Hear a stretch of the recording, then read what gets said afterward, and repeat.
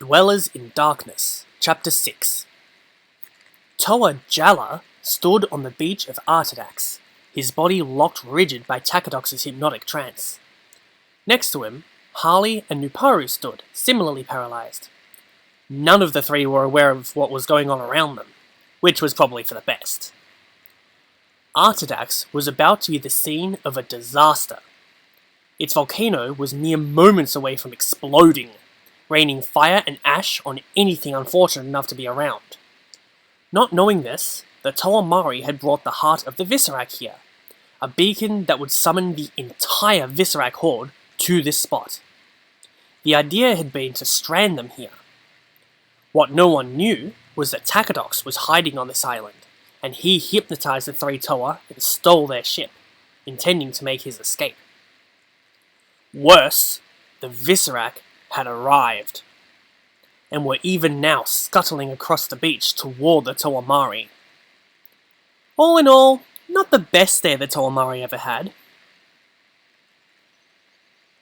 Visorak, it is said, never forget.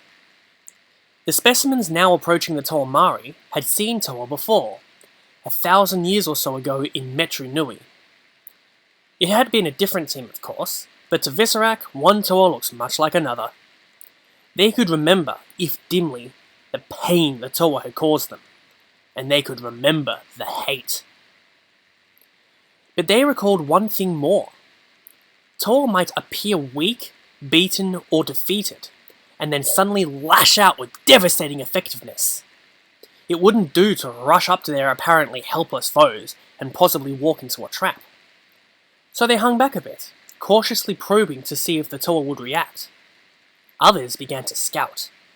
If these Toa really were frozen, as they seemed to be, something had done it to them.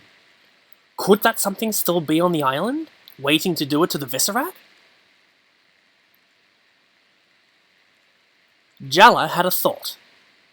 This was very strange, as he wasn't capable of thinking at the moment, but some tiny part of his consciousness that was still active realized the answer. The thought was not his. This is no way for a Toa to die. That little spark of awareness was followed by a slightly larger one of recognition. He had heard that voice before. It belonged to Makuta. Although it had sounded different when it came from the mouth of the robotic Maxilos, the arrogant one was the same. The voice continued. Paralyzed on a beach, about to be slain by Visorak or incinerated by lava? Is that the stuff of which legends are made? I think not.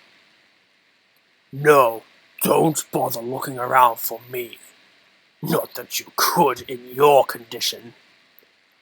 I am not on Artadax, but somewhere far away.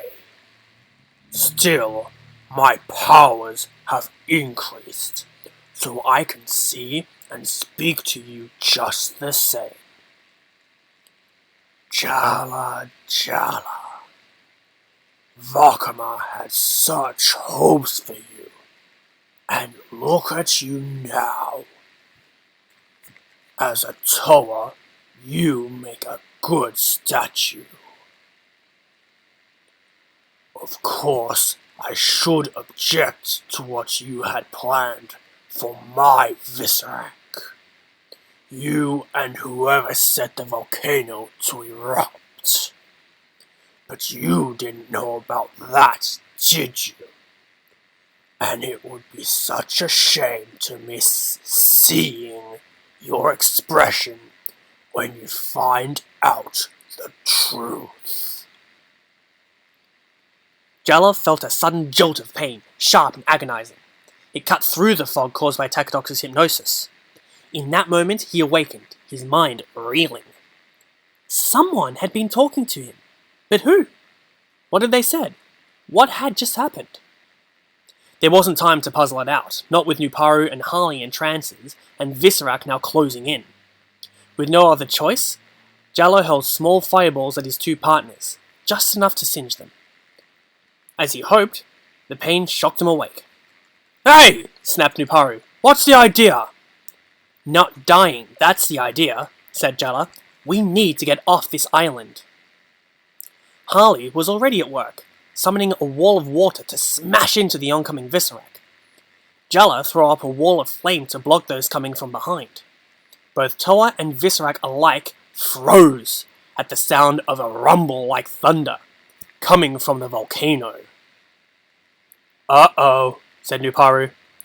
"I may not be the lava fan you are, Jaller, but I know enough about volcanoes to know what that sound means. It's going to blow!"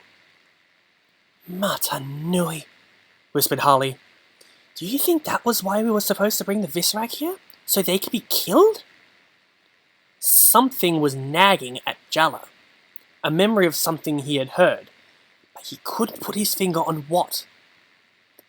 But somehow he knew he was speaking the truth when he said, "Yes, I think someone planned this, and I'm not sure they cared if we got caught in the middle." "Our ship is gone," said Nuparu. A half-dozen Visorak moved on them. A shot from his Kordak blaster convinced them to back off. "Then we swim," said Jaller. "To where? We're in the middle of nowhere," Nuparu pointed out. "It's swim, fry, or be a Visorak's lunch," said Jaller. "Take your pick." "Did I ever tell you how much I love the water?" said Nuparu. Triggering his elemental power, he churned up the ground in front of the Toa, creating a path temporarily free of Visorak leading to the water. "Go!" yelled Jaller. The three broke into a run and dove into the ocean. Behind them, the Visorak milled about for a moment, confused. Their prey was getting away, but the heart of the Visorak was here. They had to stay where the heart was, didn't they? Out in the water, the Toa were battling their way through more of the Visorak horde, all headed inexorably for the island. Jaller looked over his shoulder. For a moment, he was tempted to destroy the heart, but that would mean having a horde of Visorak on he and his friends in a moment. It's what a Toa should do, he thought. Toa don't kill after all, or help someone else do it. But maybe this is a new world, one where you can't trust your friends or your enemies. Maybe all we can do is try to stay alive. The Toa was still too close when the Takadox volcano exploded. Hahli grabbed her two friends and pulled them underwater just as flaming chunks of rock started landing all around them. On the beach, the assembled Visorak found themselves too close to the disaster to escape. The horde, which had brought pain and death to so many, now reaped the reward for their acts. "Now what?" said Nuparu when the Toa surfaced again. "We're a long way from home." "We'll get there, one way or the other," said Jaller. "And then we're going to have a little talk with a certain black-armored female and get some answers.